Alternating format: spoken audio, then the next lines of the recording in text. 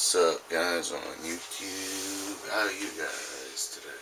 Well, on the bench I have today for you guys today is my HP G71 laptop computer here. Now, I'm going to do a how to remove a shielding from a hard drive to able to let the computer to cool itself off a little bit better.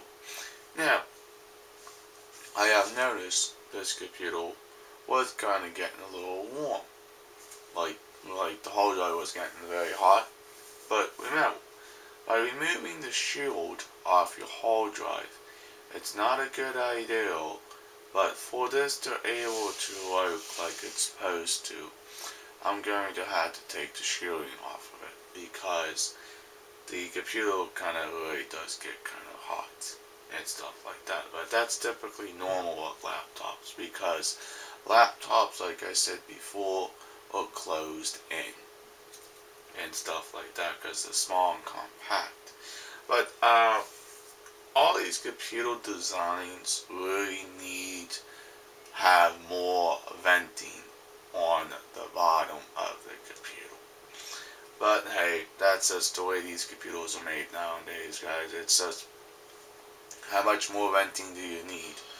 Well, you need a whole lot more venting, guys, because of how hot some of these computers can get. Alright, now let's go ahead and flip on the top here. And by the way, and we are also going to go ahead and remove the battery. Now, the battery on this computer is completely dead. I'm just going to put the battery off to the side. Just like that. And this computer is also fully drained as well. Now, here we got a couple vents here on the CPU side. And here we have a couple vents for the memory and this long vent for the hard drive. This is the panel we're going to have to take off to access the hard drive itself. Now, do you really need to remove your shielding? No. Typically, the answer is going to be no, and sometimes yes. Because that's what I'm going to be able to do with this computer.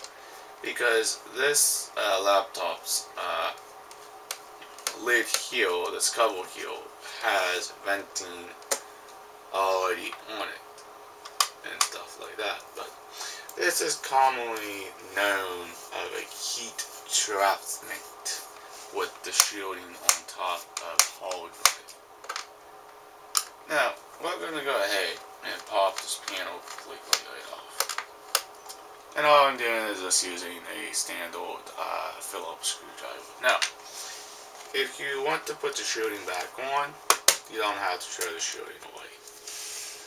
You can see, here is the venting on the hard drive side and also the memory side. This is the door or the panel for the computer. And we're just going to put that kind of off to the side as well. Now, the one thing we're mostly after, you guys can see, is this guy right here, the hard drive. The hard drive shielding is going to need to come off. Now again, this hard drive is a pretty old drive, but it's a Russian original drive. But this is what we're going to take off. Now, there's a couple ways you can take these off. You can peel it off, and that's what I'm going to do. I'm going to peel the little guy off here and see what we can do with the temperatures of the hard drive itself.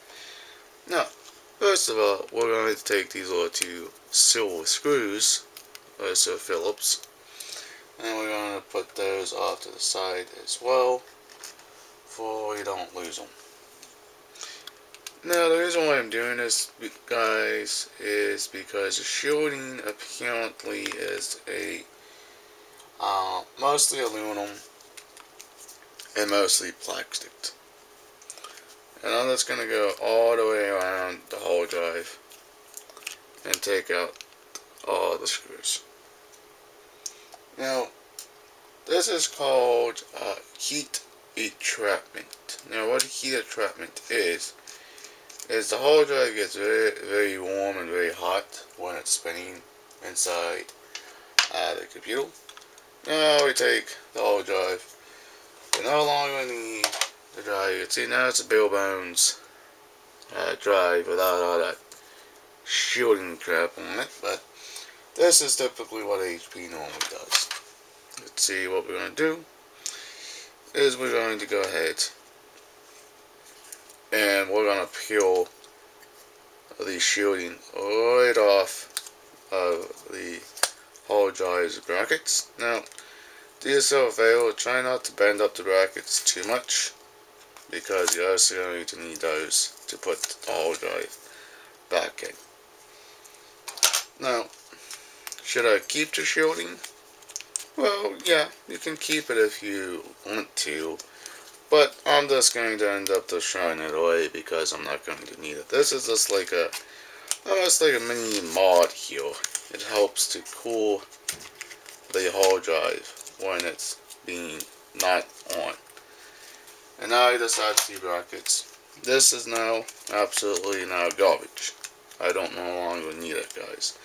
This little shielding was a good idea, but not a good idea because the heat doesn't escape from it. All it does, it just sits back on top of the hard drive. You can see how really reflective this aluminum piece of shielding is. All it is just plastic and a piece of aluminum. This is going to go ahead and go in the trash. We're not going to need that anymore.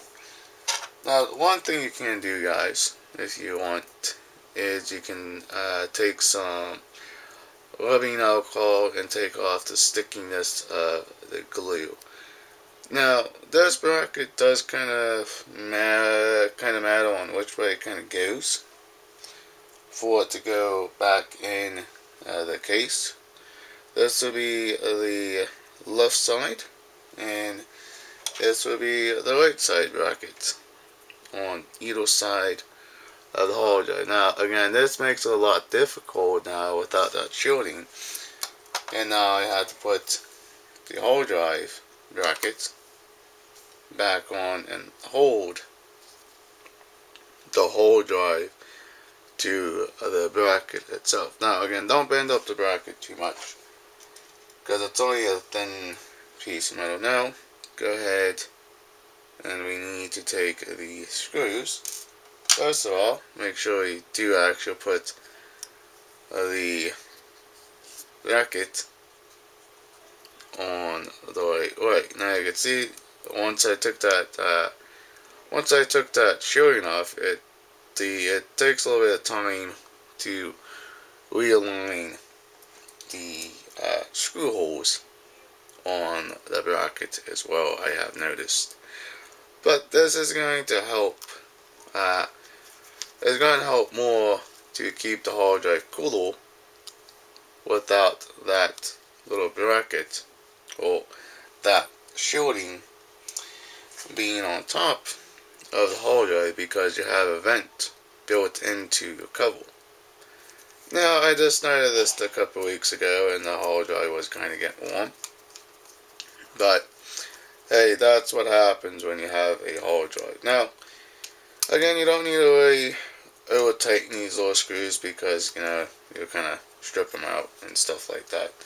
Notice, guys, I am not touching the circuit board. I'm touching the edges of the hard drive to kind of keep certain things from getting kind of wacky here. And we do the same thing is we put the hard drive bracket back in.